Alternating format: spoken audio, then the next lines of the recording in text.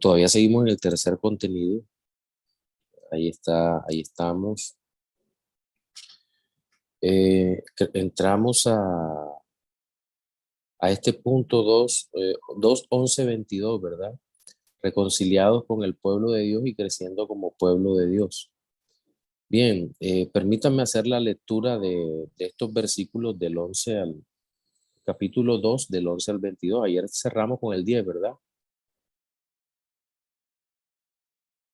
Bien, Sí, dice, pastor. por tanto, acordaos de que en otro tiempo, vosotros los gentiles en cuanto a la carne, erais llamados incircuncisos por la llamada circuncisión hecha con mano en la carne. En aquel tiempo estabais sin Cristo, alejados de la ciudadanía de Israel y ajenos a los pactos de la promesa, sin esperanza y sin Dios en el mundo. Pero ahora, en Cristo Jesús, vosotros que en otro tiempo estabais lejos, habéis sido hechos cercanos por la sangre de Cristo, porque Él es nuestra paz, que de ambos pueblos hizo uno, derribando la pared intermedia de separación, aboliendo en su carne las enemistades, la ley de los mandamientos expresados en ordenanzas, para crear en sí mismo de los dos un solo y nuevo hombre, haciendo la paz, y mediante la cruz reconciliar con Dios a ambos en un solo cuerpo, matando en ella las enemistades. Y vino y anunció las buenas nuevas de paz a vosotros que estabais lejos y a los que estaban cerca, porque por medio de él, los unos y los otros, tenemos entrada por un mismo espíritu al Padre. Así que ya no sois extranjeros ni advenedizos, sino conciudadanos de los santos y miembros de la familia de Dios, edificados sobre el fundamento de los apóstoles y profetas, siendo la principal piedra del ángulo Jesucristo mismo, en quien todo el edificio bien coordinado va creciendo para ser un templo santo en el Señor, en quien vosotros también sois justamente edificados para morada de Dios en el Espíritu. Bien, Pablo, inspirado por el Espíritu Santo, obviamente no deja de sorprender al, a los creyentes por las declaraciones magníficas que hay. Hemos hablado recientemente, el día de ayer, de la condición espiritual en la cual nos encontrábamos justo antes de que el Señor nos hallara y nos salvara en Jesucristo. Eh, pero ahora empieza en este pasaje, hay una partícula de conjunción, de continuación, ese por tanto, es decir, lo que viene hablando arriba, donde nos ha hablado de la que somos salvos por la gracia, somos salvos por medio de la fe, y esto es un don de Dios. Pero entonces sigue exaltando Pablo al Señor, glorificándolo por lo que Él es y por lo que ha hecho. Pero curiosamente, esta continuidad, por decirlo así, mm, inicia con un contraste glorioso entre judíos y gentiles. Miren qué dice, por tanto, acordaos de que en otro tiempo vosotros quiénes, es decir, en este momento Pablo se ubica a sí mismo como un judío, él no se avergüenza de ser judío, él no, él entiende que no es pecado, él entiende cuál es la situación de la iglesia, particularmente en todo el Mediterráneo, cómo se estaban dando esas luchas entre judíos y gentiles. Había ocurrido esa lucha en Roma, había ocurrido en Galacia también, tal vez un poco más fuerte, y estaba ocurriendo en Éfeso, y seguramente en las ciudades que estaban alrededor de Éfeso, como eran la Odisea e Hierápolis, estaban ocurriendo esas luchas. Pero Pablo no acude a lo que hoy en día sería un lenguaje inclusivo hipócrita, sino que él lo que hace es decir, no, en otro tiempo acordaos que vosotros los gentiles, en cuanto a la carne, aquí es cuidadoso de expresar la idea, gentiles en cuanto a la carne, porque ya él entiende que no hay ni judío, ni griego, ni esclavo, ni libre, sino que ha entendido que en Cristo hay unidad, no en virtud de un acuerdo, sino en virtud de lo que Cristo es, de lo que Cristo revela, de lo que Cristo hace. Entonces, él entiende esa unidad y esa unidad va a estar patente muy fuertemente en esta carta a los Efesios, pero también va a estar presente en todo el resto, en la gran mayoría de las demás cartas escritas por el apóstol Pablo y escritas por otros apóstoles. Entonces, él les dice, vosotros los gentiles en cuanto a la carne, ahí la palabra gentil es fuerte, el hebreo utilizaba la palabra goyim, que era bastante insultante, mientras que en griego creo que es et- etne, para hablar de los gentiles, que es una palabra de según los que son expertos en griego, ese etne es un caso nominativo plural del sustantivo que simplemente denota de otras naciones, de gentiles. Podría ser en algún momento o había llegado a ser bastante peyorativo el uso de esa palabra. Pero entonces, ¿cuál es el problema de los gentiles? Que los gentiles, por los judíos, en esos ataques, ahora eran llamados incircuncisos por la llamada circuncisión. Mientras los gentiles seguramente acusaban a los judíos de legalistas, de tener una religión que era excluyente, por decirlo de alguna manera, y en eso tenían razón, pero Dios la había hecho así no para premiar o para bendecir al judío, sino que era una religión revelada y realmente el que quisiera, y abro comillas, el que quisiera y pudiera acercarse, tendría que hacerlo a través de la religión de Israel, antes de que viniera Cristo.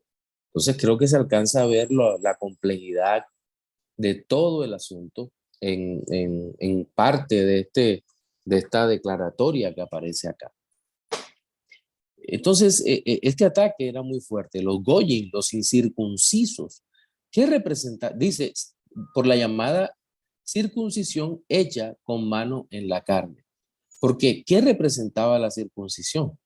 Esa, esa cirugía menor, como llamaría Hendrickson, esa cirugía menor en donde se cortaba una parte del prepucio, eh, tenía una representación mucho mayor. Era la representación de lo que se quitaba del corazón, del pecado que era quitado para que pudiera ser libre de tener un corazón para la gloria de Dios, un corazón para el Señor. Entonces, eso es lo que representaba la circuncisión, pero era una señal externa de la carne. Pablo posteriormente nos va a decir que la circuncisión y la circuncisión nada es, como lo dice en primera los Corintios.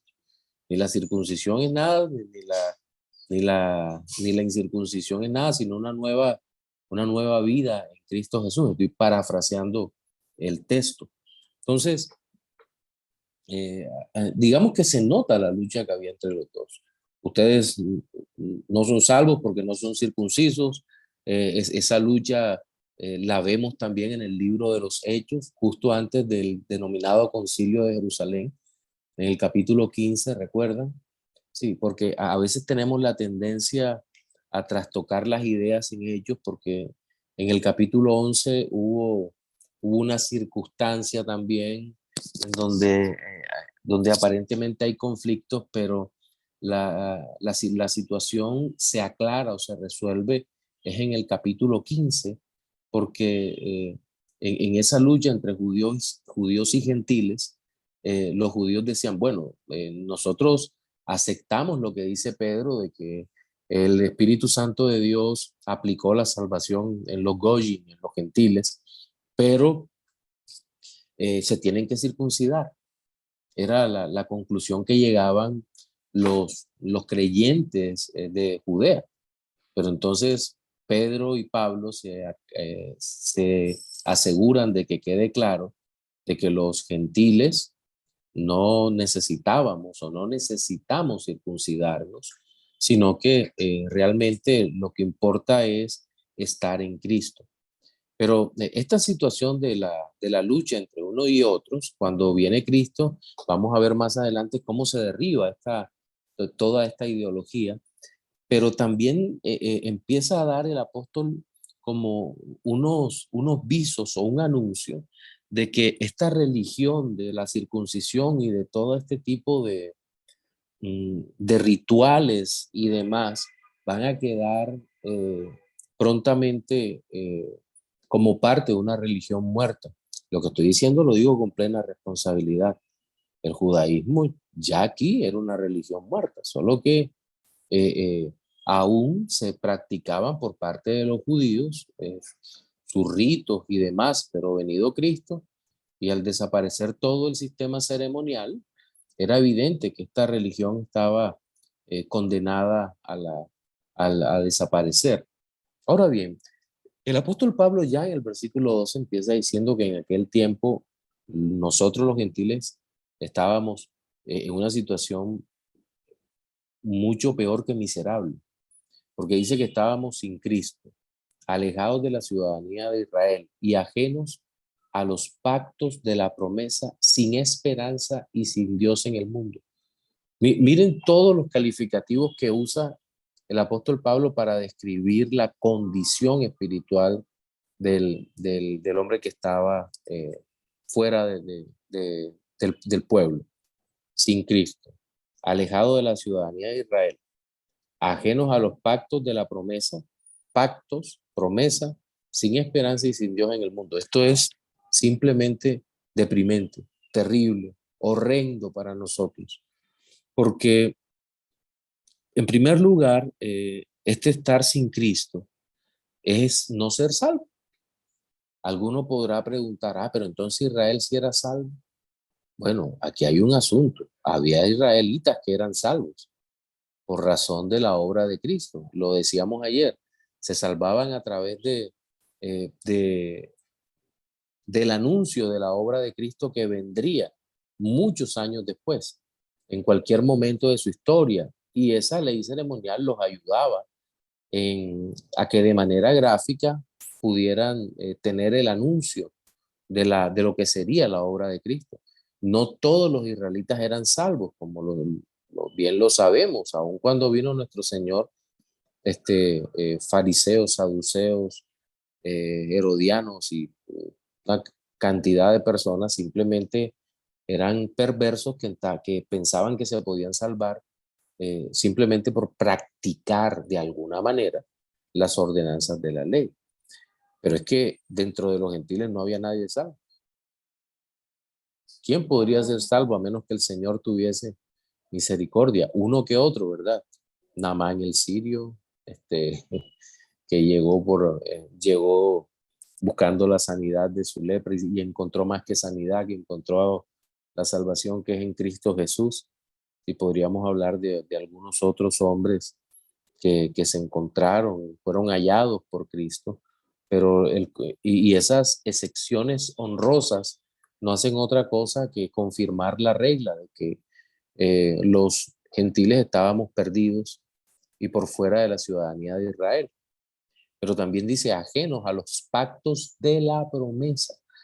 Y ahora yo no voy a entrar a hacer una explicación de la teología pactual en esta hora, pero recuerden algo, para los que esta es la primera asignatura o una de las primeras asignaturas, la forma como Dios se relaciona con el hombre es única y exclusivamente a través del pacto.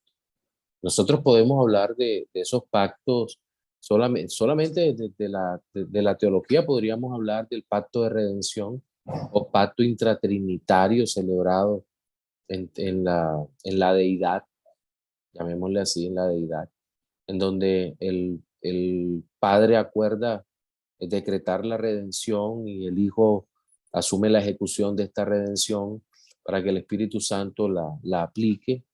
Esto es un pacto eterno de redención, pero luego vamos a encontrar eh, un pacto de obras, un pacto de obras que es celebrado entre Dios y su creación pristina, que serían Adán y Eva, pero una vez violado el pacto de obras, pues viene una promesa de pacto en Génesis 3:15 y más adelante vamos a encontrarnos con el pacto noético, el pacto abrámico, el pacto davídico y más adelante, bueno, y todos estos pactos están hechos o se fundamentan de alguna manera en obras, ¿verdad? Excepto el de Abraham, que es un pacto, podríamos llamarle mixto, en donde hay obras, pero hay promesas. Y la promesa hacia donde apunta el pacto de Abraham es al cumplimiento en el nuevo pacto en Jesucristo. De tal manera que, bueno, y no voy a debatir mucho sobre eso, pero el nuevo pacto en Jesucristo es lo que nosotros podríamos llamar el pacto de gracia pleno, el pacto de gracia cumplido de una manera que nosotros ni siquiera nos alcanzamos a imaginar. Nosotros, los no judíos, estábamos alejados de todo eso, pero en el pacto de gracia, la promesa que nos hace el Señor es que en Jesucristo somos aceptos en el amado y somos parte, somos integrados en este pacto. Este pacto, no, su equivalencia no es entre uno a uno iguales, sino que es son pactos en donde el vencedor pone las condiciones. Y en este caso, Dios como vencedor, como emperador y rey de todo el universo, pone todas las condiciones del pacto. No sobra decir que en el nuevo pacto hay una condición del pacto y esa condición es la fe. Pero curiosamente, quien pone la condición da el don para cumplirlo. Entonces, eso es lo maravilloso. ¿Cuál es la condición? Creer, la fe. Pero como no brota de ustedes, entonces el Señor da el don para que se cumpla la condición. Entonces, nuestra condición, que era sin esperanza y sin Dios en el mundo, era terrible, pero cambia del infierno al cielo, cambia de la muerte a vida, cambia de la inmundicia a la limpieza. Entonces, hay un cambio total, mire, pero ahora en Cristo Jesús, vosotros, que en otro tiempo, esta frase es especial, estabais lejos, habéis sido hechos cercanos por la sangre de Cristo. Bien, aquí hay una serie de metáforas maravillosas. Este estar lejos no se refiere a la distancia que había entre las naciones gentiles e Israel. No se refería a eso, porque entre otras cosas diría al gentil, bueno, pero ¿qué atracción puede tener para mí una nación pequeña, enclavada entre los imperios? Ni siquiera tiene autonomía, es una provincia romana, la provincia de Palestina por un lado, la provincia de Samaria por otro. Ellos hablan del orgullo de un pueblo que realmente no tiene nada. O sea, ¿cuál sería el interés para mí como romano, en este caso, de este pueblo? No, estaba lejos de la vida espiritual, de la vida de Cristo. El lenguaje es bastante preciso si se logra entender que no es un lenguaje unívoco, sino que es un lenguaje análogo que nos ayuda a entender lo que estaba ocurriendo allí. Estabais lejos, habéis sido hechos cercanos. Yo creo que esto aclara a qué se refiere con la lejanía. Estabas lejos, todo esto lejos de las promesas, lejos de la redención, lejos de Cristo, pero ahora somos hechos cercanos en virtud de qué? De la sangre de Cristo. Y esto es el uso es metafórico para hablar de toda la expiación. A eso es lo que se refiere. Lo que está hablando es de la expiación.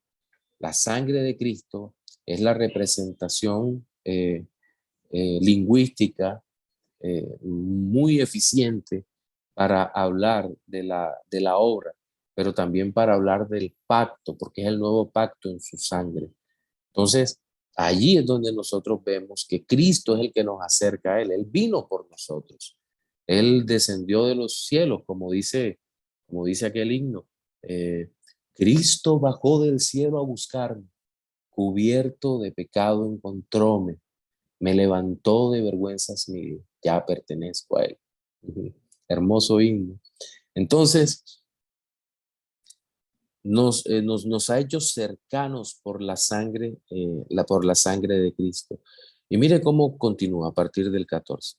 Porque Él, hablando de Cristo, es nuestra paz, que de ambos pueblos hizo uno, derribando la pared intermedia de separación, aboliendo en su carne las enemistades, la ley de los mandamientos expresada en ordenanza, para crear en sí mismo de los dos un solo y nuevo hombre, haciendo la paz y mediante la cruz reconciliar con Dios a ambos en un solo cuerpo, matando en ellas las enemistades.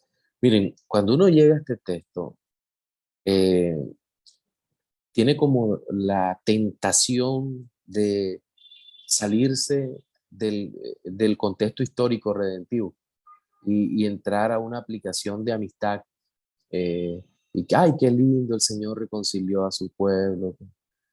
Digamos que ese es un efecto glorioso, pero no es el objetivo por el cual Cristo derramó su sangre. En primer lugar, cuando Él dice que porque Él es nuestra paz, nos está hablando de lo que hemos venido conversando, de la paz con Dios, de la paz en donde nuestro pecado es perdonado y estábamos lejos, lo estábamos hablando ahora, y ahora hemos sido hechos cercanos a Dios, a Cristo, a la ciudadanía del verdadero Israel, el Israel donde caben judíos y gentiles, el verdadero pueblo de Dios. Entonces, y lo que dice aquí, que Él es nuestra paz, que de ambos pueblos hizo uno, lo que nos está diciendo es que la única forma posible de salvación, tanto para judíos como para gentiles, es en Cristo Jesús. La expiación en Cristo Jesús. La sangre de Cristo es la única esperanza para el que está perdido. Y eso lo podemos ver en el texto. Él es nuestra paz, que de ambos pueblos hizo uno. Y esto lo vamos a ver. O sea, ustedes eran gentiles, ustedes son judíos, entonces ya en la iglesia no nos entendemos. No, no. Si ambos miramos a la cruz, más o menos es lo que está diciendo, esa diferencia va a desaparecer, porque el Cristo que murió por los creyentes judíos es el que murió por los creyentes gentiles. Los dos pueblos forman una sola iglesia. ¿Y cómo hizo esto? Wow. Bueno, obviamente venciendo, pagando el rescate al Padre Celestial, venciendo a las potestades, como lo vamos a encontrar, capítulo 6, y como lo vamos a encontrar en otros lugares, eh, nos salva, nos rescata, pero derriba la pared intermedia de separación. La pregunta que viene aquí es, ¿cuál es la pared intermedia de separación entre judíos y gentiles? ¿Es el carácter del judío? ¿Es el carácter del gentil? ¿Son las miles de cosas que hay en medio? Bien, a ver, creo que el mismo texto nos ayuda a entender eso. Dice, aboliendo en su cargo las enemistades, pero ¿qué causaban las enemistades? ¿Las enemistades con quién? Yo creo que primeramente es la enemistad con Dios, pero obviamente cuando no somos amigos de Dios, se producen enemistades con todos los hombres, como es una consecuencia lógica de estar apartado de Dios, de estar alejado. No encajamos con nadie, no encajamos con ninguno. Pero bueno, aquí hay un tema, hay unas enemistades también que se extienden hacia los creyentes judíos y gentiles. Pero esa pared de separación intermedia, yo creo que está marcada, y aquí concuerdo con Hendrickson y con el doctor Benítez y con otros tantos autores, que el problema es la ley de los mandamientos expresados en ordenanzas. ¿Cómo así? pues creo que la ley ceremonial, cuidado, no estoy hablando de la ley moral, porque la ley moral es eterna, porque nos muestra el carácter de Dios. Pero la ley ceremonial y las leyes higiénicas y las leyes de la esclavitud y las leyes civiles eh, realmente no permitían que los gentiles entraran a formar parte de Israel. Por ejemplo, no se podía entrar al templo siendo incircunciso. No se podía estar cerca de la expiación de los animales en el día de la expiación porque se era judío. Sí, estaba el patio de los gentiles ahí en el templo donde cabían muy pocos, entre otras cosas. Pero según narran algunos autores, eh, en últimas, hasta el patio de los gentiles terminó siendo como el lugar donde vendían el ganado para los sacrificios, donde cambiaban monedas, se había vuelto de todo y el Señor lo reprendió después, ¿se acuerdan? Cuando voltea las mesas de los cambistas, ni el patio de los gentiles había sido dejado por los judíos. Entonces, no había nada allí. Y entonces, eh, digamos que esta ley ceremonial alejaba al hombre de Dios. ¿Y qué hace el Señor? Bueno, todo esto estaba expresado en mandamientos y el Señor lo rompe con su poder, con su obra redentora, con su expiación. Dice, para crear en sí mismo de los dos un solo y nuevo hombre, haciendo la paz. ¿Cuál solo y nuevo hombre? Pues es el hombre hecho a imagen y semejanza de Cristo, el hombre regenerado. Y porque diga hombre no significa que las mujeres están por fuera de esta realidad, que es una nueva criatura, una nueva creación en Cristo. Lo cual es, creo que es muy lindo la expresión que usa Pablo en 2 Corintios 5:17, ¿verdad? Que dice, de modo que si alguno está en Cristo, nueva criatura es. Las cosas viejas pasaron, y aquí todas son hechas nuevas. A esa nueva criatura es que se refiere. Es un hombre individual, pero un individuo, pero que está unido a la iglesia. Un hombre que ya no tiene el escrito en su frente o en su mano o en su corazón el nombre judío, sino cristiano. Es un hombre que ya no tiene escrito en su corazón gentil, sino cristiano. Y se puede acercar ahora al pueblo de Dios, porque él mismo es pueblo de Dios, es una piedra viva dentro de este templo santo y vivo. Mediante la cruz reconciliar con Dios a ambos en un solo cuerpo. Mire eso, a eso es lo que nos referimos. Mediante la cruz reconciliar con Dios a ambos en un solo cuerpo. Y qué bueno que esto está aquí escrito por el apóstol Pablo, finalizando con matando en ella las enemistades. En la cruz matando las enemistades y en la iglesia ya no habría lugar para enemistades. Eh, pero qué bueno que haya dicho esto porque justo arriba, en el versículo 12, nos dice que estábamos alejados de la ciudadanía de Israel. Y hoy en día tenemos todavía muchos cristianos, sobre todo de corte premilenial dispensacionalista, con el respeto de cualquier hermano que lo sea,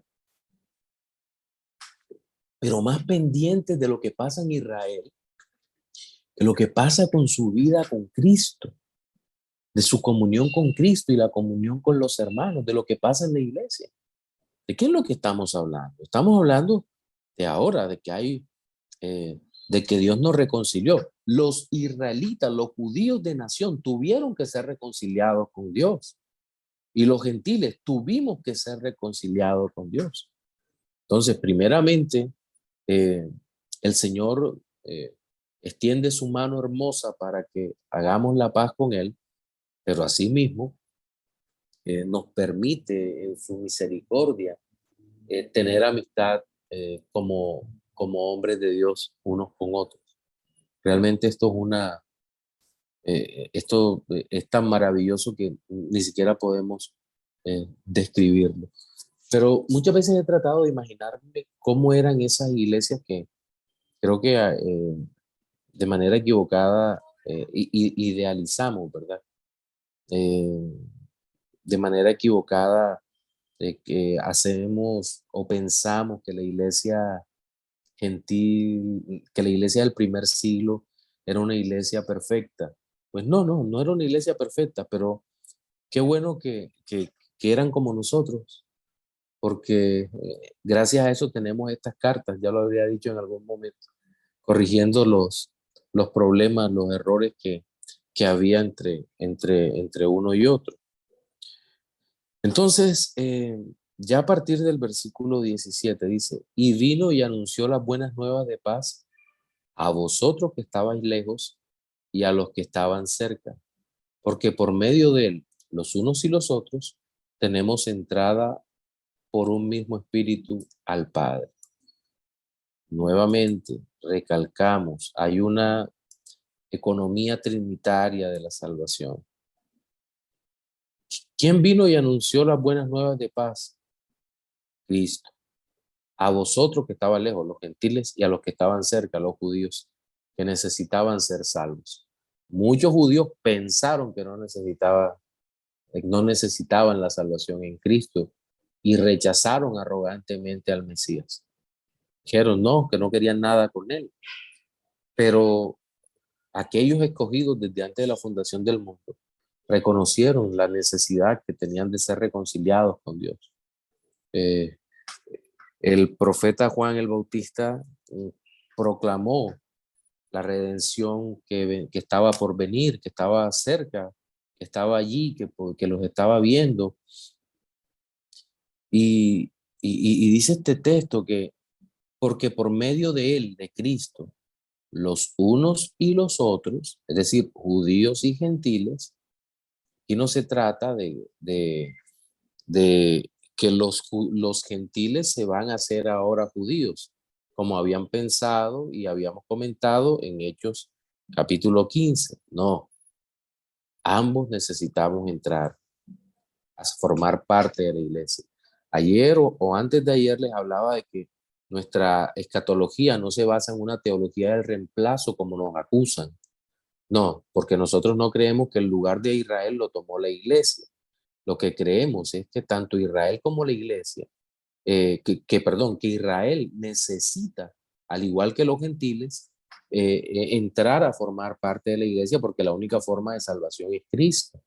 Lastimosamente, a nosotros nos pasó con mucha frecuencia aquí en nuestro país que los judaizantes siguieron entrando. Entraron las danzas judías, hubo una cierta fascinación por el hebreo. Ya entonces no decían el Espíritu Santo, sino que decían Ruach Kodesh. Entonces, y todo el mundo quedaba con la boca abierta.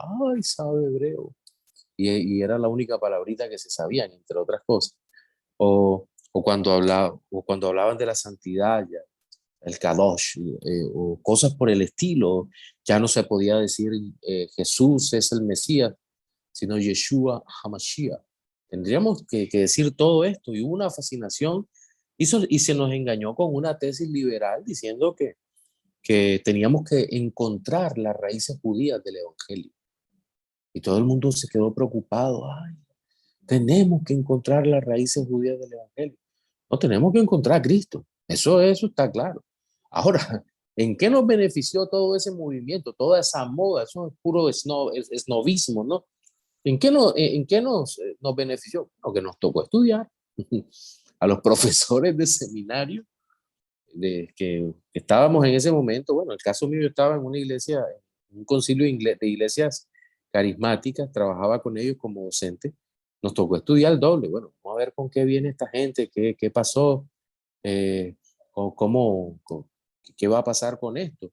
El resultado fue que se acabaron iglesias negando a nuestro Señor y abrazando una ortodoxa judía. Terminaron reemplazando la Biblia por el libro de los rezos. Terminaron haciendo cualquier cantidad de locuras en medio de todo esto. No, el Señor no vino a convertirnos a los gentiles en judíos, ni a convertir a los judíos en gentiles. Vino a que ambos fuésemos alcanzados de uno y otros, fuésemos alcanzados por la obra de Cristo y por tener entrada por un mismo espíritu al Padre. Entonces, el Hijo anunció las buenas nuevas y por medio de él tenemos entrada por el Espíritu al Padre.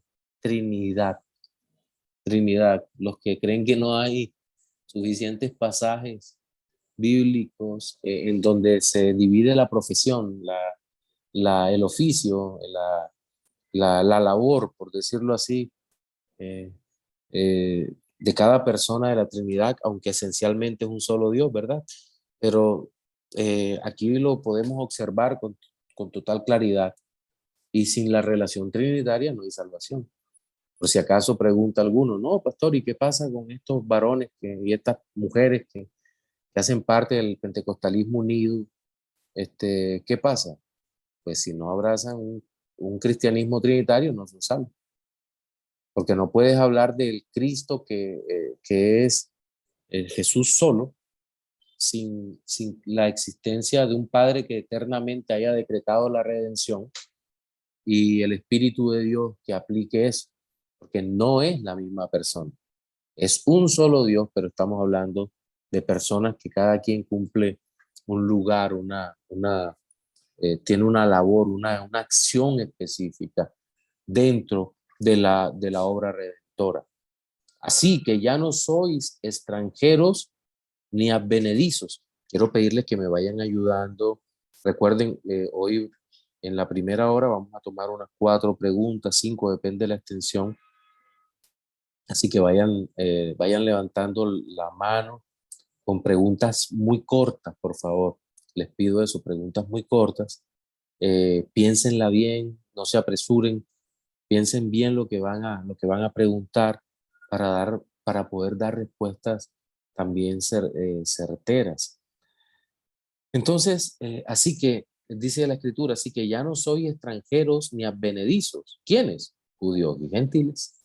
Ujú.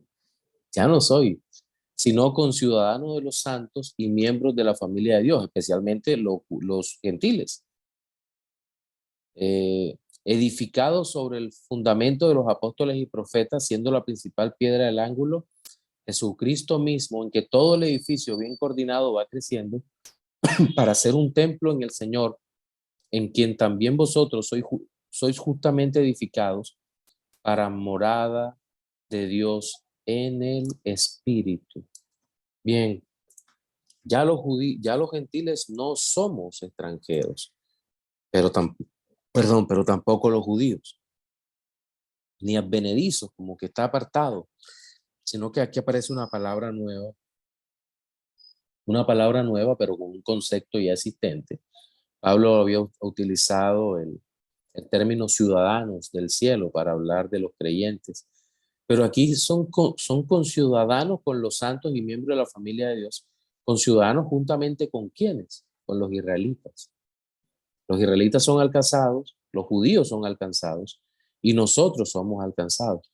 De tal manera que, como dice, no recuerdo si es Hendrickson o Bob Utley, dice que no hay ya ciudadanos de primera y segunda clase. Eso fue otra cosa que nos enseñaron o nos mal enseñaron alguna vez. No, Dios tiene 3 clases de hijos. Y uno decía, ¿cuáles? Bueno, los primeros hijos son los ángeles, que son los ciudadanos de primera. Luego Israel, que es ciudadano de segunda. Y luego nosotros, los gentiles, ciudadanos de tercera. Yo digo, no podíamos estar más perdidos en esa afirmación que es una verdadera herejía eso, mejor dicho, para parecer piadosos. No, los ciudadanos del cielo somos todos los creyentes de toda lengua, tribu, raza, de toda nación. Un conciudadano de los santos es otro santo. Un miembro de la familia de Dios es alguien que hace parte de la familia de Dios. Ya habíamos hablado de la adopción. Recuerde algo, la justificación ocurre, si, en términos humanos, ocurre en el escenario de un tribunal. La propiciación, el escenario sería un templo, ¿verdad? Pero la adopción y la reconciliación es en el escenario de la casa, de loicos, de la casa donde está papá. Eso es lo que a nosotros nos toca entender en esta parte. Entonces, miembros de la familia de Dios. Recordemos que también Pablo dice en quien toma nombre toda familia de la tierra. Entonces, la familia de Dios. Y esa familia de Dios, esos santos, esa iglesia gloriosa, poderosa, está edificada sobre un fundamento. Sabemos que el fundamento es Jesucristo mismo, como lo vamos a encontrar aquí mismo en el pasaje. La principal piedra del ángulo, ¿quién es? Jesucristo mismo. El Señor se refirió a él como la piedra angular, ¿verdad?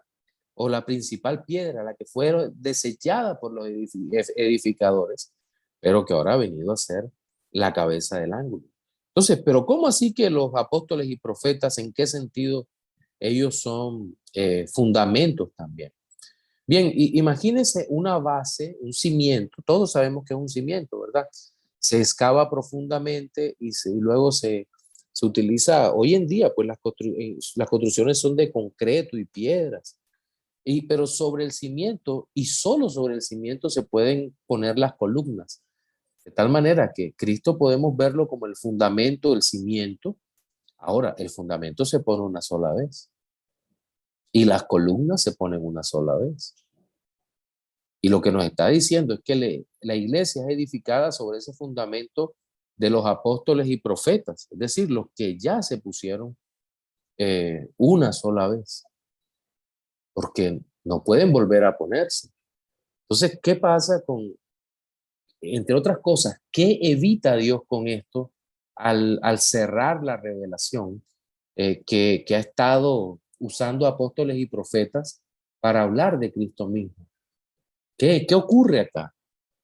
Pues lo que ocurre simplemente con esto es que al Señor usar a los apóstoles y profetas una sola vez, evita que aparezcan nuevos profetas, desviando a los creyentes de lo que es la doctrina que ha sido revelada por Dios.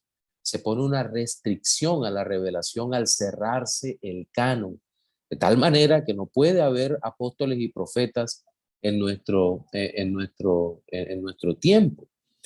Eh, en quien todo el edificio, y aquí edificio en la iglesia, bien coordinado con esta doctrina, Cristo, los apóstoles y todo lo que venga después, bien coordinado, va creciendo.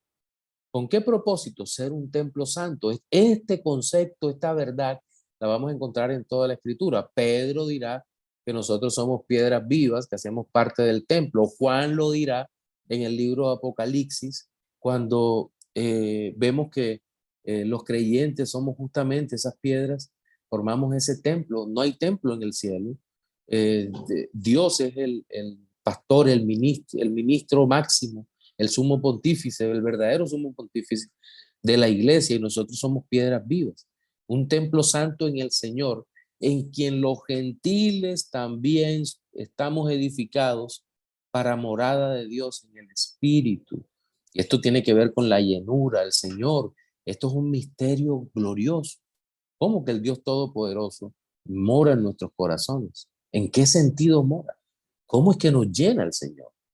¿Cómo cómo que una iglesia que crece en ese sentido? Pues crece en la madurez espiritual, pero jamás podremos entender, cuando hablamos en términos de doctrina de Dios o teología propia, recuerden que Dios es simple, es decir, Él no puede ser dividido por partes, pero también recordemos que eso nos conduce a asociarlo con el atributo de la omnipresencia.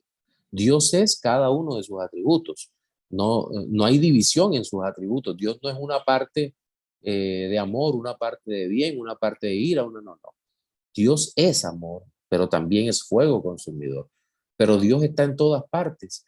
Y por ser un ser simple, no puede ser entonces que una parte de Dios esté en mi corazón eh, y otra parte de Dios esté en el corazón de otro hermano, sino que en realidad por el Espíritu de Dios tiene que estar plenamente en mí y plenamente en los demás. Y entonces, ¿cómo es posible que se llena y se vuelva a llenar? Pues esa es gran parte del misterio, gran parte del misterio. Alguien lo explicaba como, como algo de hule, hablando de la capacidad del ser humano, del espíritu humano, eh, que es llenado con agua o con aire y se va expandiendo, se va expandiendo. Alguien lo explicaba así, pero es una alegoría imperfecta como todo. Pero ¿cómo podemos explicar eso? ¿Y cómo podemos explicar la pecaminosidad aún resistente y residual, pero terrible en nuestras vidas. Pues el hecho es que no podemos. Lutero, para tratar de explicar eso, habló de simultáneamente justos y pecadores. Entonces, pero es un misterio. Pero lo que es ciertísimo es que el Señor sigue edificando a su iglesia.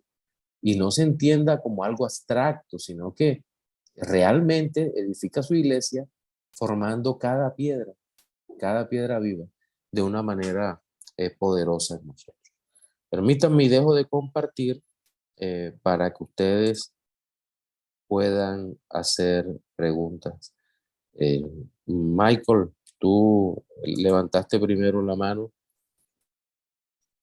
Buenas noches, mi hermano. Buenas noches, pastor. El Señor le guarde. ¿Me escucha bien?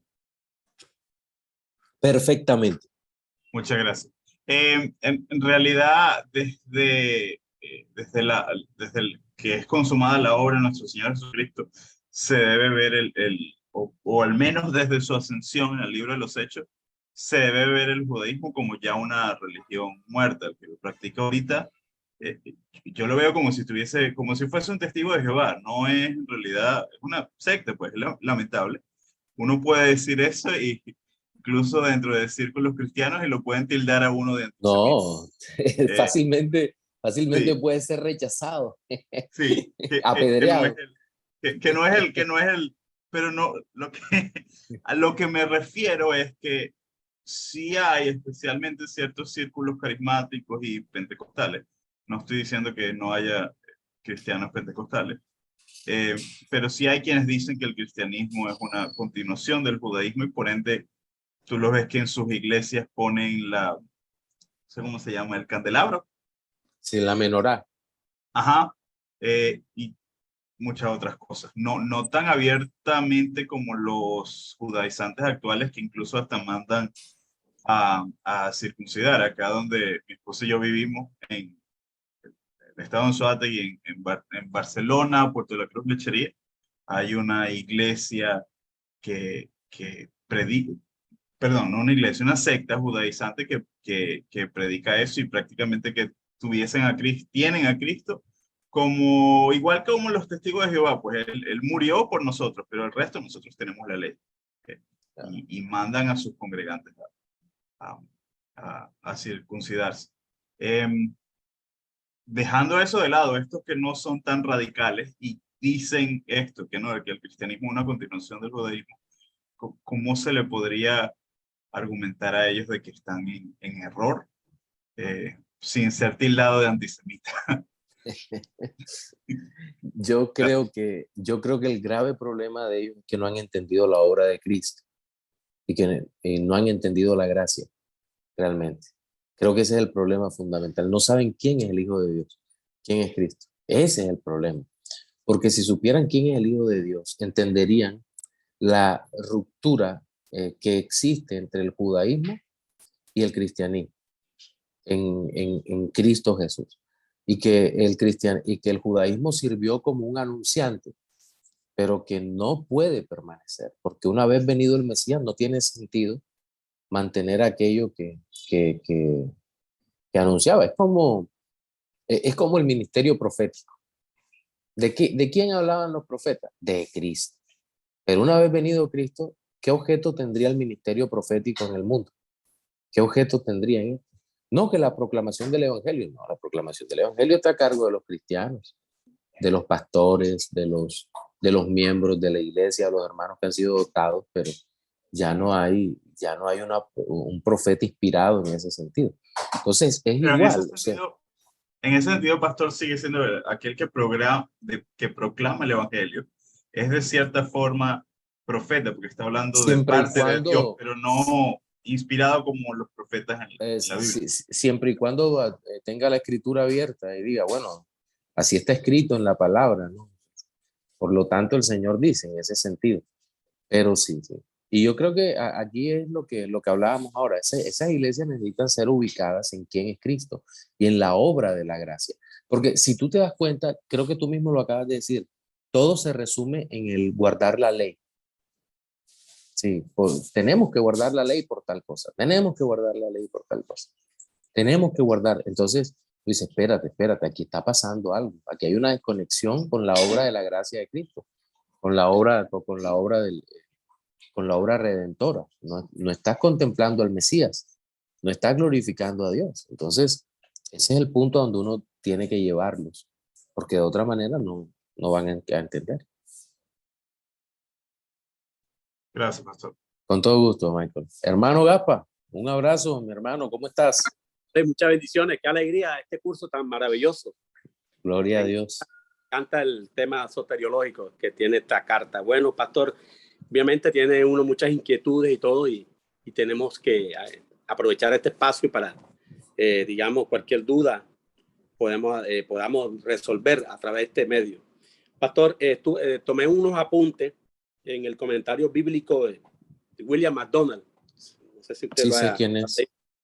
Bien, y en estos días pues, tenía la curiosidad de preguntar esto que voy a preguntarle, pero ya que encontré este comentario bíblico también se asocia a la pregunta y es la siguiente. Bueno, el comentario bíblico dice, Dios nunca nos odia. Dios nunca tuvo que ser reconciliado con nosotros, pero nosotros sí necesitamos ser reconciliados con Él. Entonces, mi pregunta básicamente está enfatizada hacia el creyente, tanto judío como no judío, como el pueblo gentil.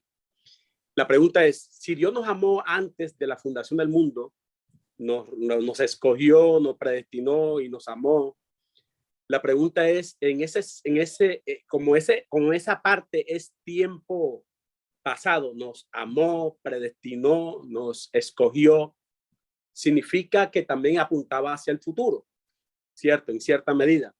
Pero la pregunta es, a nosotros los creyentes que ya hemos sido escogidos, predestinados, llamados y hemos sido justificados y estamos en el proceso de la santificación, Dios nunca nos odió, porque si Dios no nos hubiese odiado en un tiempo y ahora nos ama, entonces como Dios, uno de los atributos de Dios es la simplicidad y Él no puede cambiar porque Él es inmutable, va asociado con la inmutabilidad. Él no puede, digamos, moverse por los sentimientos. No, en una época yo te odié, era enemigo mío. Porque Él odia inclusive, pastor, éramos enemigos de Dios. Éramos hijos del diablo. Hacíamos la corriente, andábamos en la corriente de este mundo, de este siglo, como dice varios versículos. Entonces, me mata la curiosidad saber si Dios nos odió en una época y ahora nos amó, ahora que estamos justificados. Tú mismo, a ver, es que hay varias cosas, Gaspar. La Biblia utiliza un lenguaje fenomenológico para explicar la gravedad del pecado.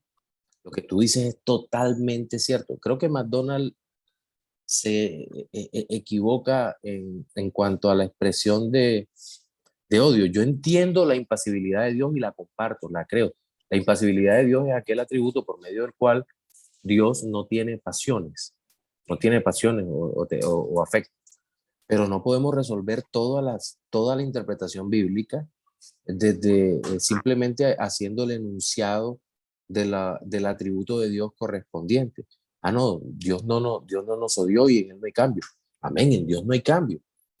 Pero si lo miramos desde donde está escrito el texto bíblico, para nosotros los creyentes, hoy en día creyentes, hubo un momento en que estábamos sin Dios. Solo que ningún creyente morirá hasta que la elección se haga efectiva en su vida. Sí, Dios lo ha decretado todo. Bueno, este es el gran problema para nuestra mente de lo que llaman la incomprensibilidad de Dios.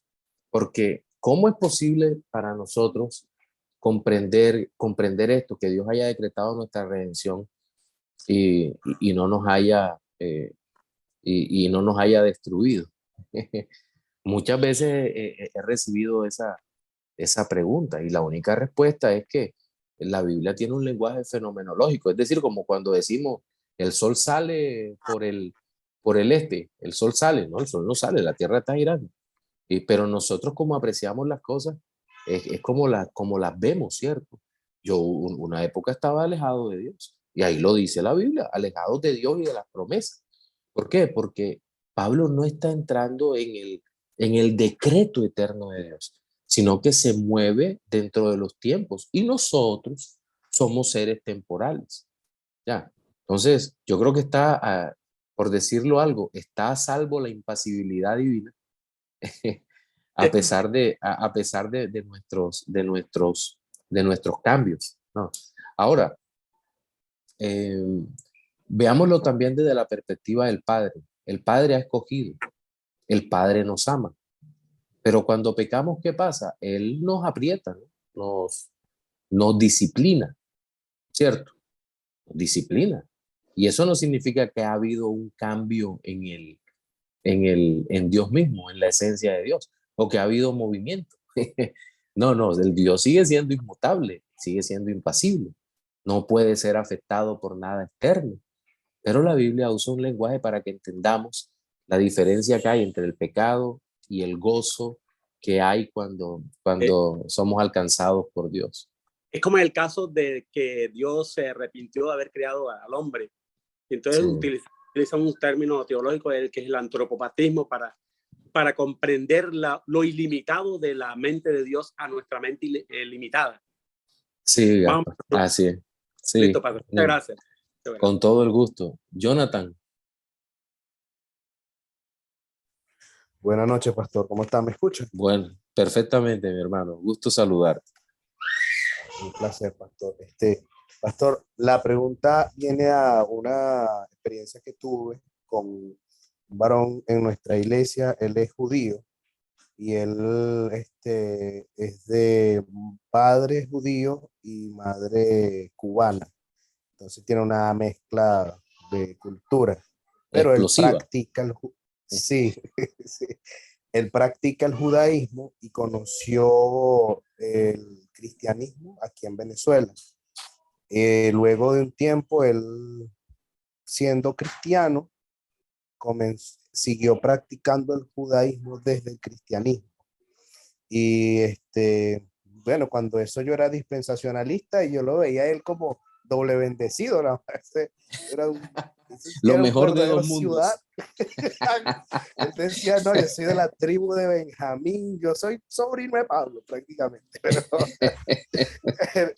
sí, entonces lo último que supe era que ya estaba asistiendo a una sinagoga, Wow. pero el punto es que hablando con él decía, no, yo sigo creyendo en Jesucristo.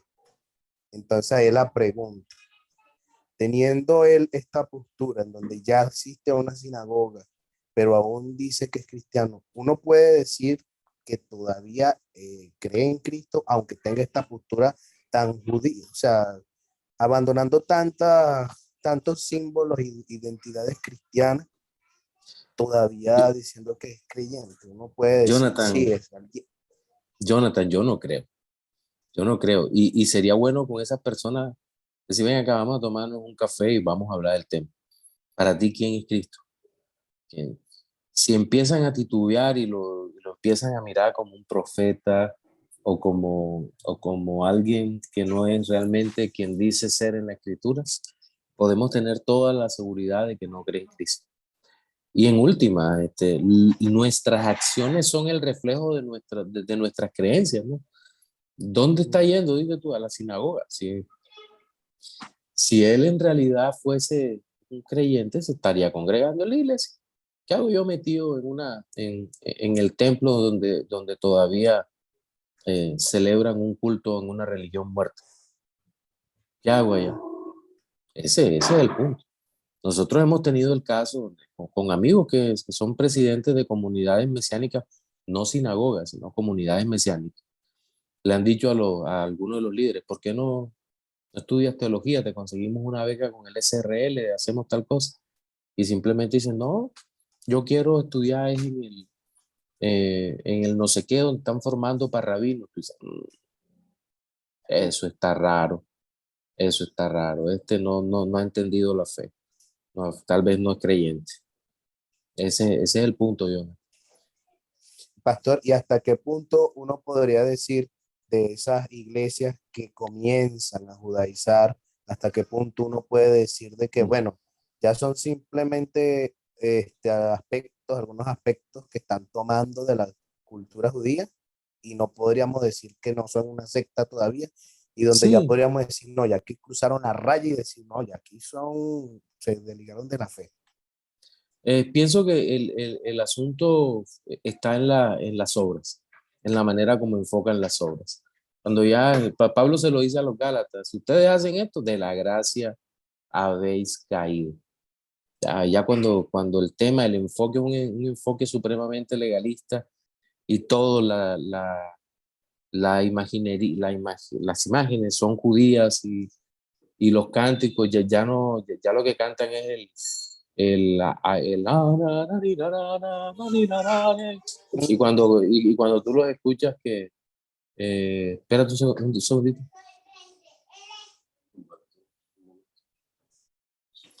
Y cuando empiezan ya los temas de los cánticos, de los ritmos judíos y no sé qué, y las danzas, esto ya tiene un mal camino.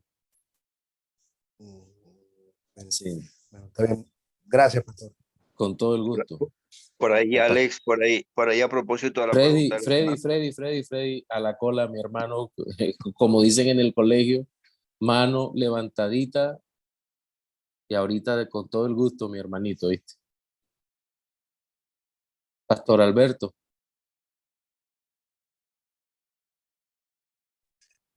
Buenas noches, hermano Alexander. Dios le bendiga. ¿Cómo está usted? ¿Cómo Amén, está, muy bien, gracias a Dios. hermano Alexander? Es que usted ahorita pues comentó eh, acerca de una pregunta, se refirió al tema de la profecía, porque es un tema que hoy se estaba manejando mucho en estas teologías modernas, en estas doctrinas modernas de profeta y apóstol son, digamos, que las investiduras más populares hoy día en muchas congregaciones, ese movimiento modernista de las iglesias. Y quería preguntarle, porque el tema precisamente de la profecía está un poco distorsionado, yo diría que un poco, no mucho. Usted hablaba de que la profecía, eh, digamos, el propósito era anunciar a Cristo, era precisamente como preparar el camino, anunciar la venida de Jesús. Pero, y entonces, ¿dónde queda hoy la profecía que habla primera de Corintios 14? De Pablo dice que le gustaría que profetizaran, que hablaran en lengua, pero que sobre todo que profetizaran. Tiene que ver con la parte confesional o, bueno, ¿cómo podría usted sacarnos de esa duda? A mí. Lo que pasa es que en la época de Pablo todavía se estaba escribiendo el canon. Eso es perfectamente viable allí y la profecía era proclamar el evangelio, naturalmente, dentro de los límites de la revelación, dentro de los límites en que los apóstoles lo tenían, pero eso no es para el tiempo presente, porque en la misma primera de los Corintios dice, pero las profecías acabarán. Y no solamente debe asociarse con cuando venga lo perfecto, sino que realmente acabarán en algún momento. ¿Y cuál es el momento? Teniendo, y es algo de sentido, de lógica, teniendo el canon de la escritura, no necesitas que más nada te sea, eh, te sea revelado, porque ya todo está revelado. Entonces, en ese sentido, y ahora alguien puede decir, pero es que yo necesito saber sobre mi futuro, no, tú no necesitas saber eso, tú necesitas confiar en Dios. Pero nosotros no necesitamos conocer nuestro futuro y entre otras cosas, el profeta no hablaba de esas cosas. El profeta lo que hace, mejor dicho, yo creo que entre el 5 y el 8% de la profecía era batídica, es decir, relacionada con el futuro. Y alguno dirá, bueno, entonces, ¿cómo se llama esas personas que te leen todo, que son capaces de decirte lo que hiciste, lo que no hiciste? Bueno, se llaman adivinos y eso no es bíblico. Pero, ¿y dónde queda el tema de primera de Corintios 12, el tema de los dones del Espíritu? Claro, pero es que no, el tema es que cuáles dones están vigentes y cuáles no. Porque con el cierre del canon, nosotros estamos frente a que los dones revelativos no están vigentes, ni los dones de comunicación de estos no están vigentes. Perdón, los dones de milagro no estarían vigentes porque todos tenían un propósito. Pero eso es un tema que si tú quieres lo conversamos posteriormente porque el cesacionismo no es fácil de explicar en pocas líneas. o en pocas palabras. Un tema muy largo, que requiere una serie de preguntas, porque muchas personas tienen inquietudes honestas como las tuyas, y uno tiene que dar respuestas bíblicas y serias a todo esto. Bueno, sí, ok, mi hermano, muchas gracias. No, y te aseguro que intentaremos conversar ese tema, si no en una materia, frente a frente, poderlo conversar. Sí, sí, claro, claro que Pastor, ¿me permite de pronto complementar de manera rápida la respuesta que le dio el pastor? Coordinador, adelante.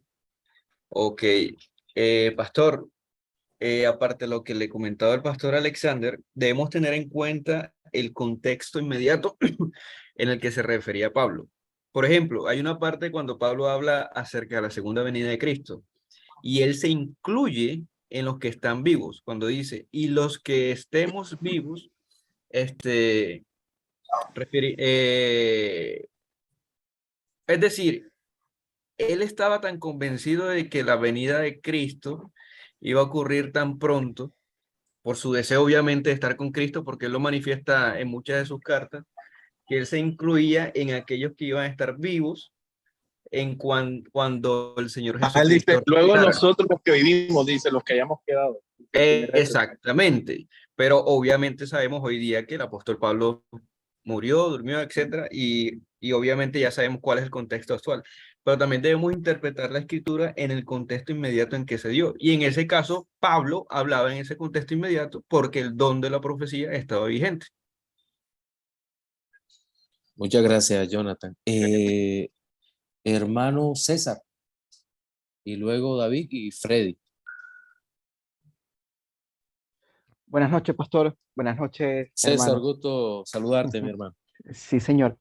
Pastor, mi pregunta o inquietud, donde quisiera explorar un poco es alrededor del versículo 14. Dice, habla de una pared intermedia de separación. Y Ujú. luego responde en el 15 o hace referencia, o podemos entender que esa pared era la ley de los mandamientos expresados en ordenanzas. ¿Sí? Exactamente. Misma que fue dada por el Señor, por Dios en el Antiguo Testamento, misma que Jesús, digamos, derriba mediante su sacrificio. Es así, es decir, Dios estableció algo y luego Jesús digamos, lo derriba o realiza un cumplimiento. Sí. A ver, en esta parte siempre me gusta, bueno, diferenciemos, ¿verdad? Ley moral, el decálogo, ley ceremonial. Cada una tiene un propósito distinto. La ley, ninguna parte de la ley fue dada para salvación, sino que digamos que el propósito de la ley moral es dar a conocer el carácter santo de Dios y decirnos cómo debemos vivir los creyentes, ¿verdad? Pero el cumplimiento, hay un micrófono abierto, hay un micrófono, creo que es Jonathan.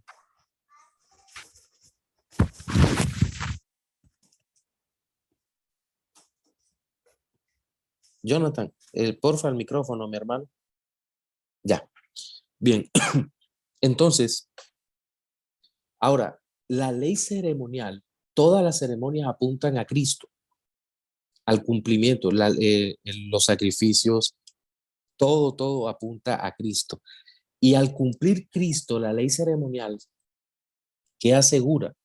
Aseguró la entrada al disfrute de la vida eterna, al disfrute. Eso hace eso hace Cristo al cumplir la ley ceremonial. Y eso es lo que anuncia de alguna manera la ley ceremonial. El Señor mismo, en la carta a los hebreos es muy clara, César, cuando dice que el Señor cumplió todo esto. Y al cumplir eso, de manera perfecta, los oficios relacionados con esa ley, es decir, el oficio sacerdotal, el verdadero sumo sacerdote es Cristo, el oficio profético, Él es el profeta profetizado por Moisés en Deuteronomio 15 y Deuteronomio 18, y Él es el verdadero rey para cumplir con el tema del pacto davídico. el Hijo de Dios que se sentaría en el trono eterno para siempre. Entonces tú ves los elementos de la ley que ahí están. La ley ceremonial, lo que ofrecen los sacerdotes, lo que profetizan los profetas y hablan, y lo que el rey tendría que ser para, no solo para Israel, sino para todos los que están debajo de él. Entonces, en ese sentido, la ley ceremonial tiene que, o sea, en términos teológicos, era necesaria la desaparición de la ley ceremonial, mas no así es necesaria la desaparición de la ley moral, porque tiene un carácter eterno, y ese es el que el Señor dice, no, yo no vine a acabar la ley, sino vine a cumplir la ley. Y en ese sentido lo cumple el Señor Jesús. Gracias, pastor. Con gusto. David, y se prepara Freddy.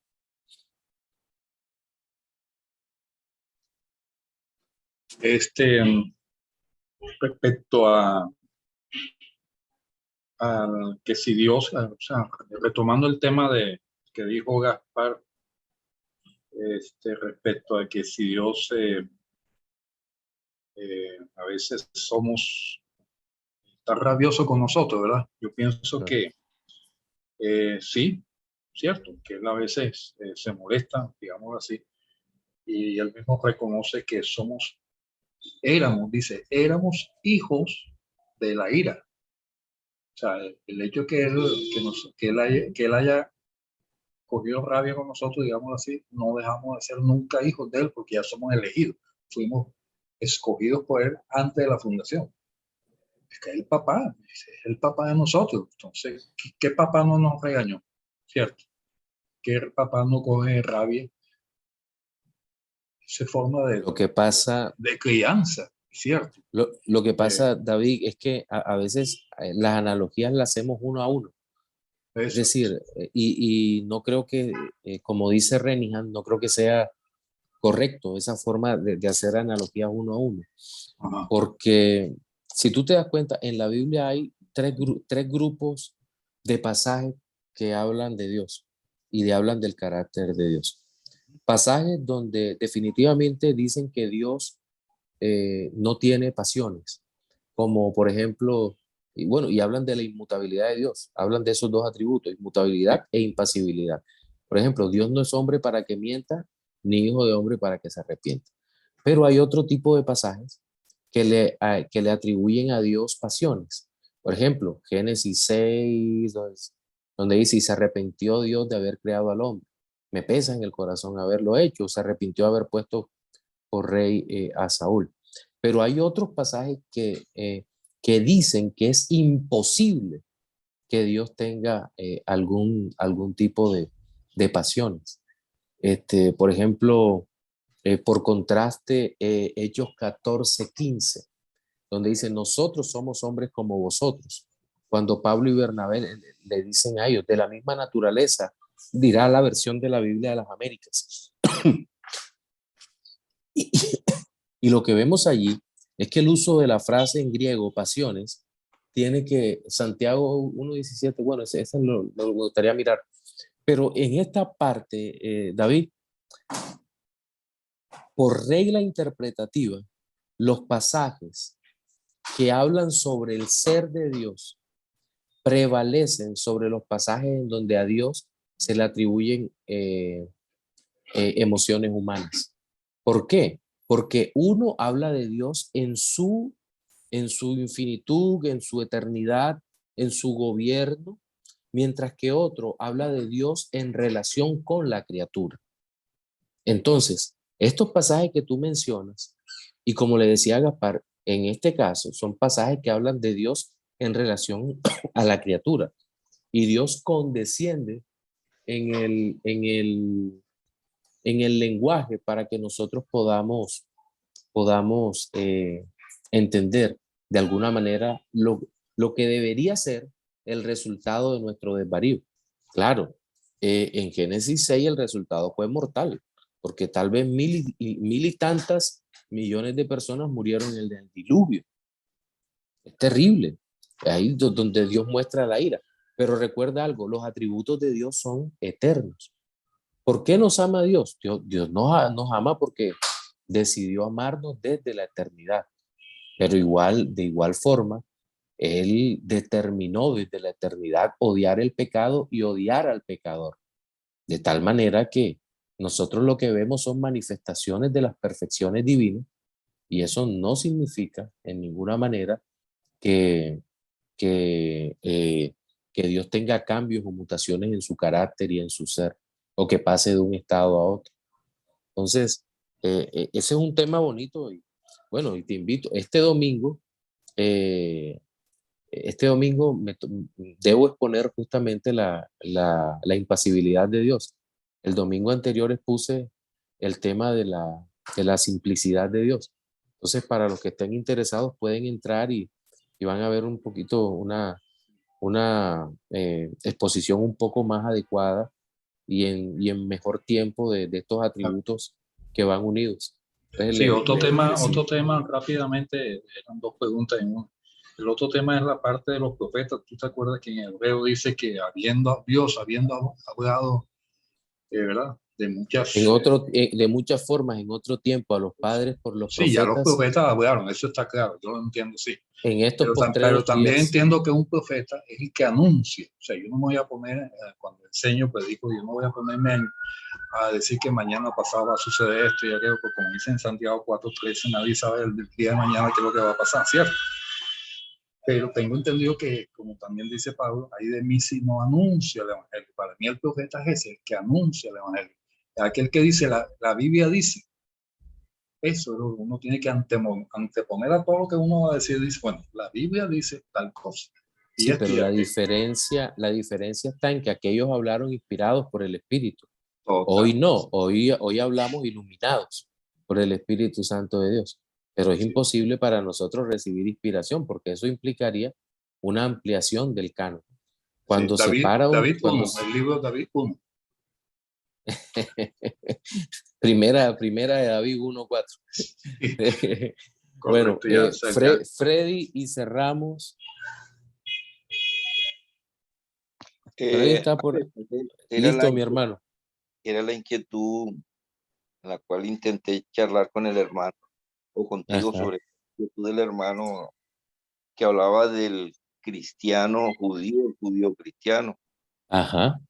Tengo una pregunta por allá de Apocalipsis, pero yo creo que eso se lo fomentó este señor Herbert Armstrong con el anglosajismo y el judeo-cristianismo, que guardaban las fiestas judías hasta los sábados semanales, y es una mezcla extraña allí, rara.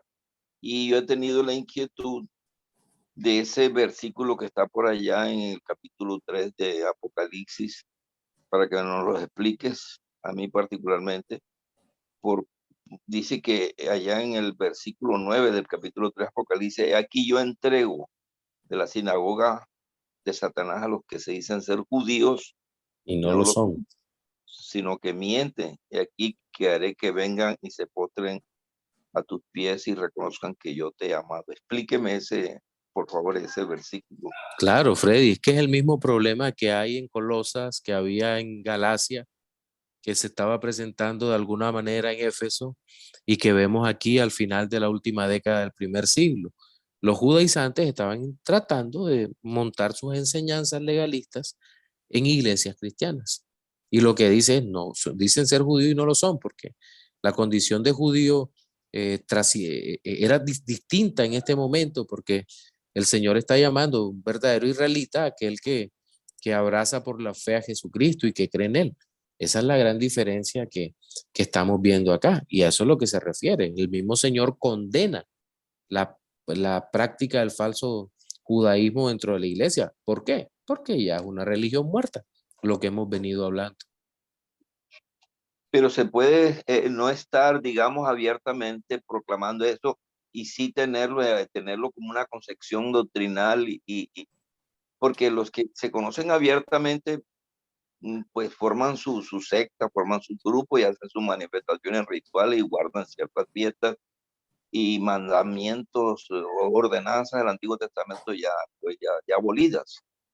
O hay alguna mentalidad dentro de la misma iglesia que el pastor no se dé cuenta, o que, ¿cómo así? ¿Cómo se puede detectar que aquí Pero dice que Pero Freddy, eso ya sería una actitud como muy pecaminosa, muy fea por parte de los que están metidos en eso, me parece. Porque tú dices, no, que ya es una situación oculta. Y yo no sé, y en la medida que uno detecta esa situación, debe desenmascararla y ser honesto con eso, hombre. Si tú no puedes seguir lo que la Biblia enseña sobre eclesiología y te identificas más con eso, pues simplemente no puedes estar acá. Eso es lo que toca hacer en esos casos. Sí. Ok. Bueno, vamos a tomar una pausa, unos minutos, mis hermanos, les pido, y ya regresamos. Estén atentos, por favor.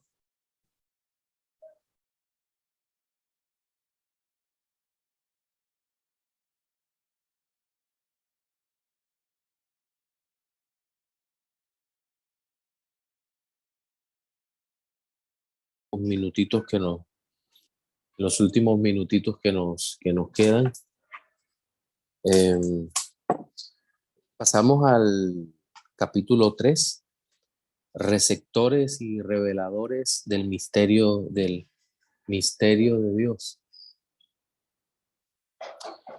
Dice, por esta causa yo, Pablo, prisionero de Cristo Jesús, por vosotros los gentiles, si es que habéis oído de la administración de la gracia de Dios que me fue dada para con vosotros, que por revelación me fue declarado el misterio, como antes lo he escrito brevemente, leyendo, lo cual podéis entender cuál sea mi conocimiento en el misterio de Cristo, misterio que en otras generaciones no se dio a conocer a los hijos de los hombres, como ahora es revelado a sus santos apóstoles y profetas por el Espíritu. Bien, ahora vamos a hablar de cuál es el misterio que aparece descrito seguidamente, pero hay muchísimos puntos que necesitamos conocer en esta parte. En primer lugar, Pablo nuevamente usa un conector acá por esta causa. ¿Cuál causa? La causa de toda la obra de Cristo, de todo lo que ha venido conversando. Entonces dice, por esta causa, yo, Pablo, prisionero de Cristo, habla de su condición en ese momento de la historia. Pues el apóstol estaba preso por causa del evangelio. Nuevamente, la referencia, ¿cuál será? La referencia histórica. La referencia histórica va a ser el libro de los Hechos.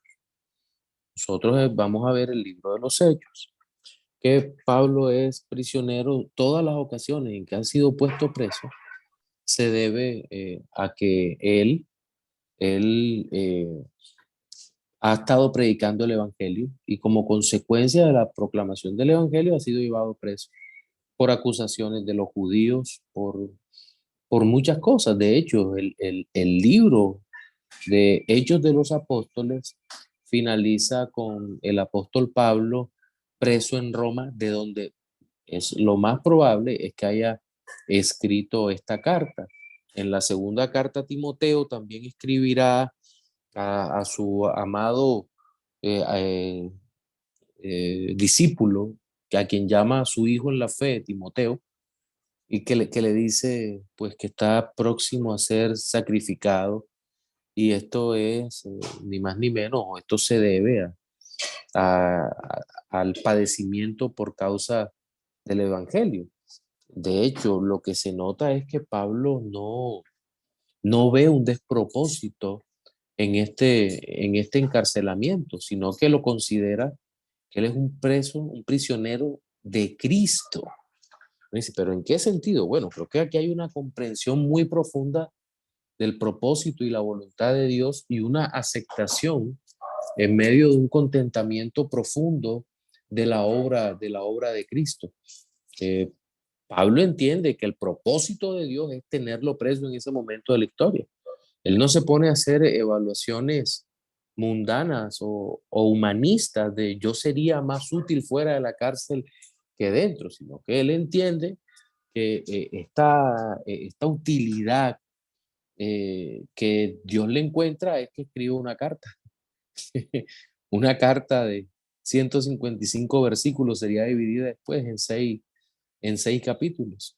Entonces, cuando nosotros vemos esto, ¿qué podemos decir? Sino que, bueno, por un lado, la absoluta soberanía de Dios, pero también el gobierno y la providencia, que Él usa los medios ordinarios para su gloria como Él quiere.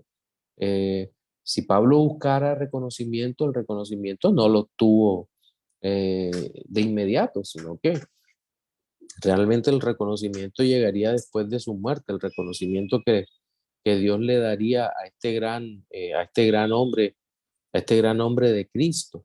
Entonces, prisioneros de Cristo Jesús por vosotros los gentiles, es decir, por causa de llevar el evangelio a los gentiles. Él había entendido cuál era su apostolado, cuál era la verdadera misión que este hombre tenía en todo esto de la proclamación del evangelio.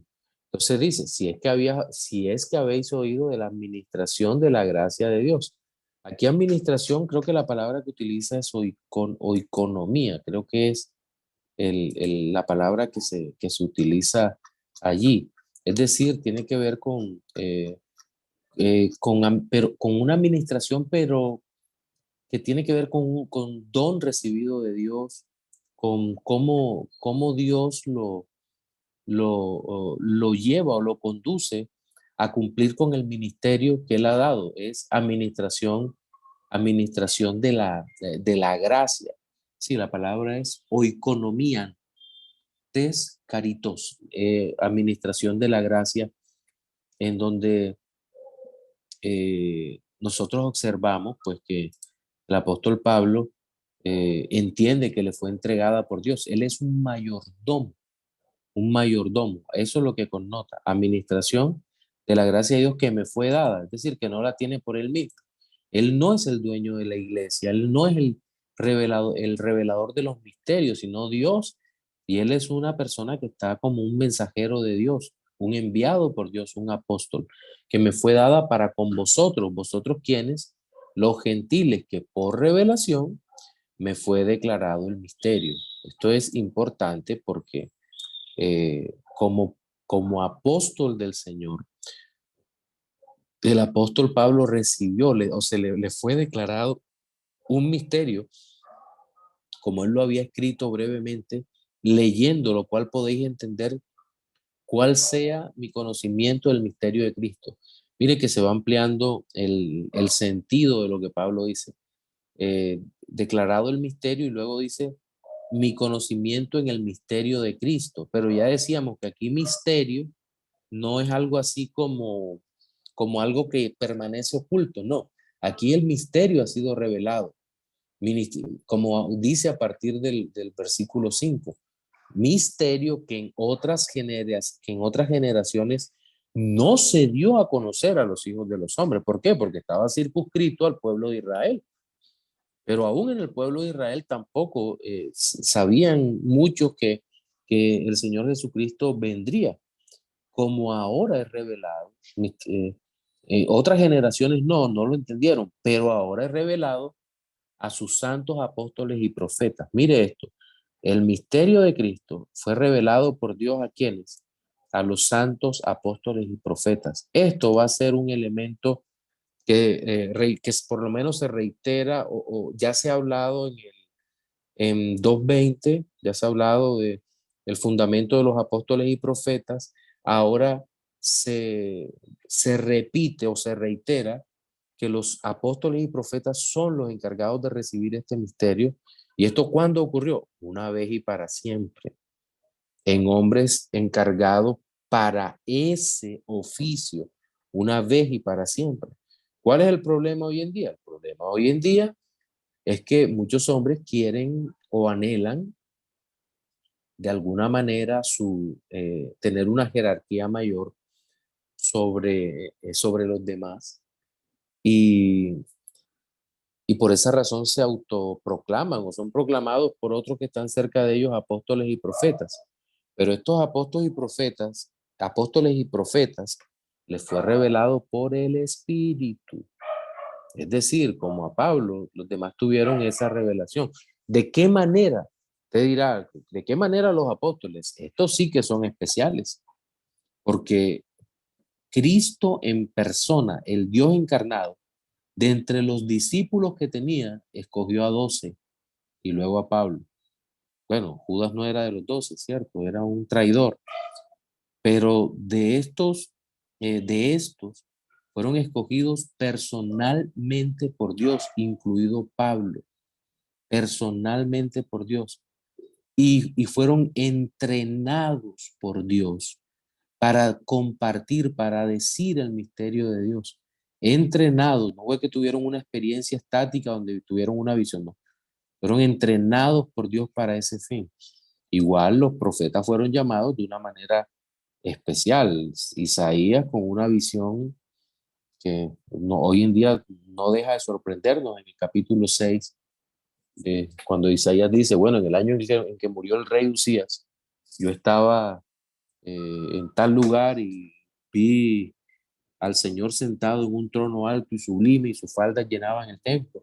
O Ezequiel estaba en la ribera del río, no recuerdo el nombre del río, pero tú tienes esa visión de las ruedas que se levantan sobre él y él la ve y tiene una visión de Dios y recibe un mensaje de Dios. Igual Jeremías y cada uno de los profetas es llamado de una manera especial por parte de Dios y todos concuerdan en la doctrina. Todos concuerdan con la doctrina. Entonces, estos santos apóstoles y profetas fueron llamados por el Espíritu. ¿Qué es lo que tienen o qué es lo que van a recibir por el Espíritu? Aquí está este misterio. Que los gentiles son coherederos y miembros del mismo cuerpo y copartícipe de la promesa en Cristo Jesús por el Evangelio, del cual yo fui hecho ministro por el don de la gracia de Dios que me ha sido dado según la operación de su poder. Esto es maravilloso porque, ¿cuál es el misterio?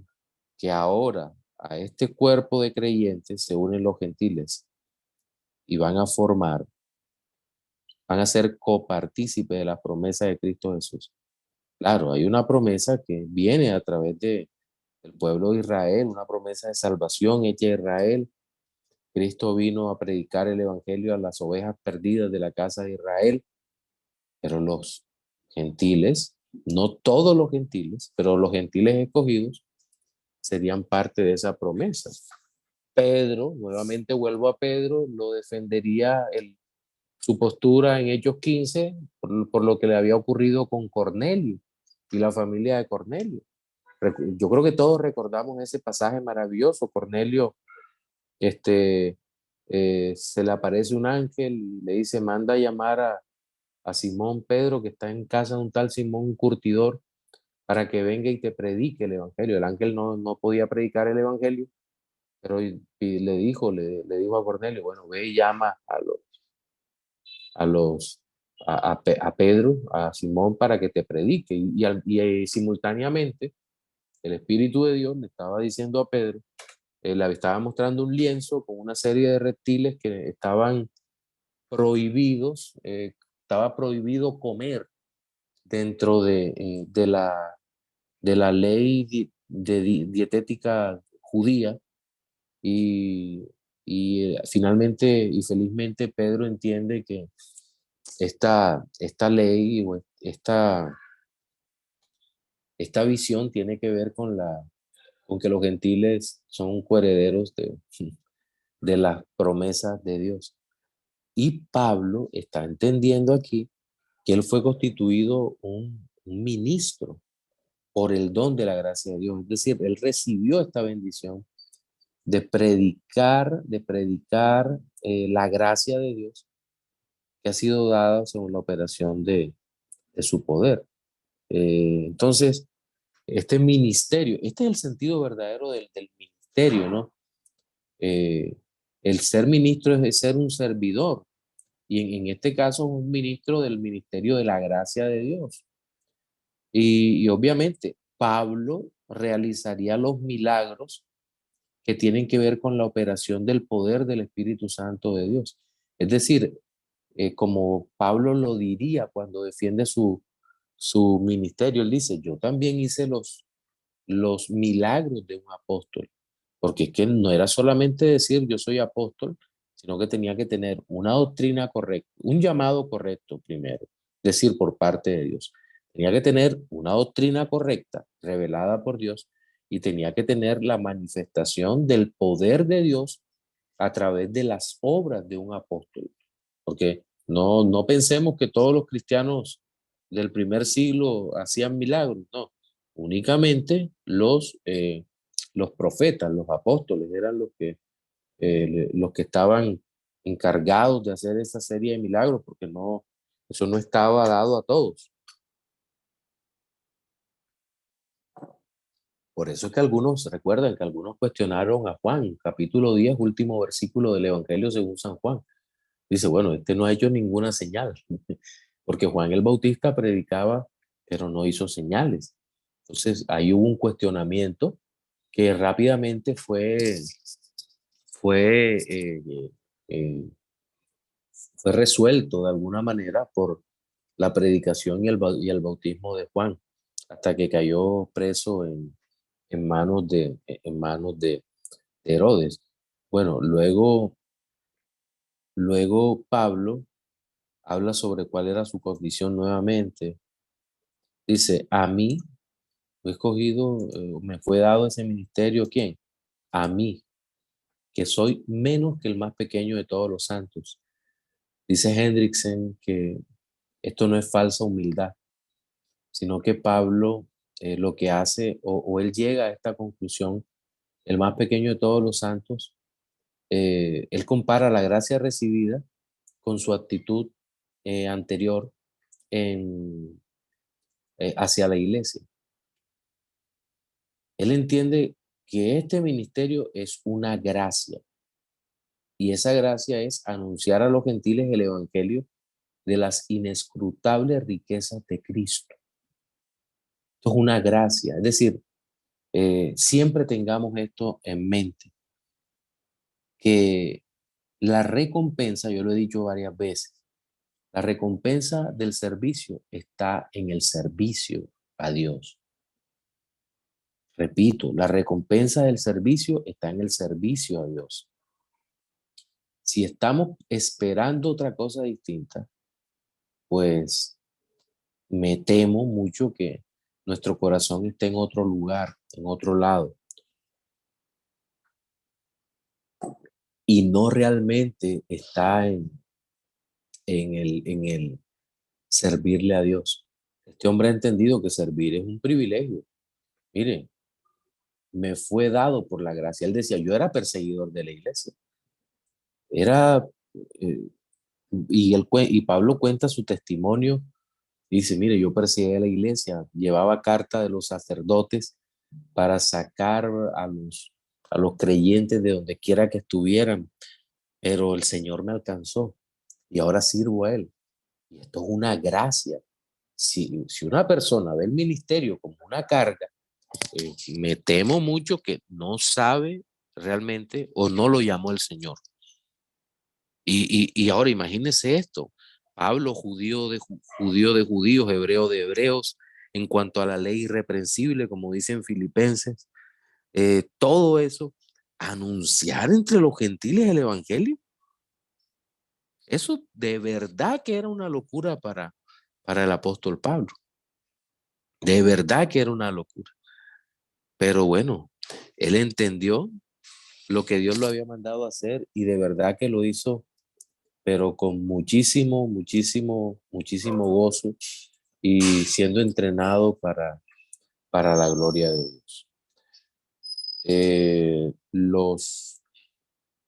Los escucho. Ángelo tiene la mano levantada. Adelante, mi hermano. Sí. Buenas noches, pastor. Buenas noches, hermano. Bueno, yo quería dar una pequeña intervención en relación a lo que está hablando de los judaizantes y la ley ceremonial que ellos la traspolan a este tiempo. Y también hablar acerca de por qué se ponen títulos de apóstoles y profetas. Eso lo del apóstol y profeta, di un comentario ahí. Sí, aquí lo tengo abierto. Ellos desean un gobierno más episcopal. Ellos no tienen una eclesiología en la cual ellos puedan tener un contrapeso, un balance. donde ellos tengan que rendir cuentas, donde ellos tengan que someterse a una autoridad. Ellos desean siempre dar órdenes como tiranos y por esa razón ellos necesitan títulos superiores para, a través de la falacia de autoridad, gobernar sus iglesias, o su iglesia entre comillas. En cuanto a la trascendencia de la ley ceremonial, creo que parte de la falta de estudio del nuevo pacto, puesto que Dios, a través de la escritura, en Jeremías, en Hebreos, incluso en Corintios, hace mucho énfasis de la ley que él va a transmitir a los creyentes del nuevo pacto. Él dice que será la ley escrita, que él escribirá esa ley, que él escribirá esa ley. Entonces, cuando tú vas al antiguo pacto y revisas cuál fue la ley que él escribió con su mismo dedo, nos daremos cuenta que la ley que él escribe es la ley moral. Sí. Por eso es la que nosotros decimos que esa es la ley que trasciende a los corazones de los hombres, no para justificación del corazón de los hombres, no para justificarlos, sino para santificarlos, porque él mismo en el nuevo pacto dice, yo los perdonaré y yo seré a ellos Dios y ellos harán lo que yo les ponga en su corazón, cumpliendo lo que dice la escritura cuando dice él pone el querer y el hacer por su buena voluntad. Es eso. Sí, y Ángelo, también acuérdate algo, que en el libro de Ezequiel, él dice que quitará el corazón de piedra y pondrá un corazón de carne.